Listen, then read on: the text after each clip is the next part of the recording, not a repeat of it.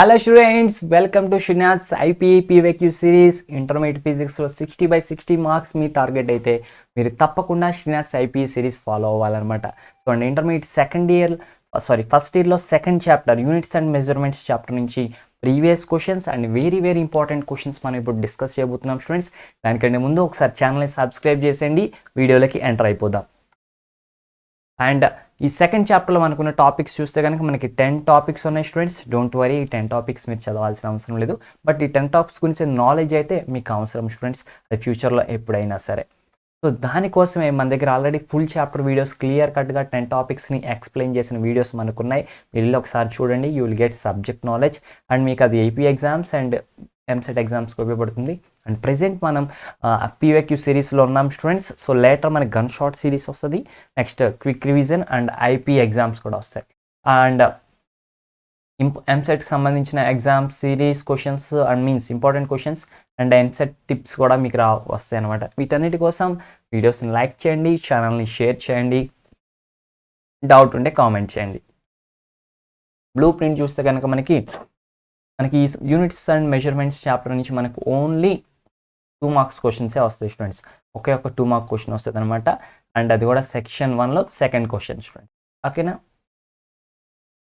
So next దీంట్లో important 2 marks question చూస్తే యాక్యురసీకి ప్రెసిషన్కి మధ్య డిఫరెన్స్ ఏంటి అనేది మనకి 2 marks important question student. So accuracy అంటే డిగ్రీ ఆఫ్ క్లోజెస్ట్ అప్రోచ్ అని, అండ్ ప్రెసిషన్ అంటే కనుక సో ఆల్రెడీ రిపీట్ చేసిన మెజర్మెంట్ రిపీట్గా ఎక్స్పెరిమెంట్ రిపీట్ చేసినప్పుడు వచ్చే వాల్యూస్ ఎంత క్లోజెస్ట్గా ఉన్నాయని వాటి గురించి అది ప్రెసిషన్ మనం ఆల్రెడీ చెప్పుకున్నాం స్టూడెంట్స్. ఈ వీడియోస్ మీకు కావాలంటే డిస్క్రిప్షన్లో ఉన్నాయి, వెళ్ళి చూడండి. అండ్ నెక్స్ట్ సెకండ్ క్వశ్చన్ వచ్చేసి how can systematic errors be minimized. So systematic ఎర్రర్స్ని ఎలా మినిమైజ్ చేయొచ్చు అనేది second question students. So it is also one of the most important question అనమాట. సో మరి దానికి మీరు సిస్టమాటిక్ ఎర్రర్స్ని అంటే ఎక్స్పెరిమెంటల్ మెథడ్స్ని ఇంప్రూవ్ చేయడం ద్వారా, ఇన్స్ట్రుమెంట్స్ మంచి సెలెక్ట్ చేసుకోవడం ద్వారా మనం వీటిని మినిమైజ్ చేయొచ్చు. సో ఫుల్ వీడియోస్ కావాలంటే మనకి ఛానల్లో అవైలబుల్గా ఉంటాయి స్టూడెంట్స్. క్లియర్ కట్గా ఎవ్రీ క్వశ్చన్కి సంబంధించిన clear cut answer. And fundamental units, derived units అంటే కనుక ఫండమెంటల్ యూనిట్స్ అంటే బేసిక్ యూనిట్స్, డెరైవ్డ్ యూనిట్స్ అనేమో ఆ ఫండమెంటల్ యూనిట్స్ నుంచి మనం డెరైవ్ చేసిన యూనిట్స్ని మనం డెరైవ్డ్ యూనిట్స్ అని అంటాం, ఓకేనా.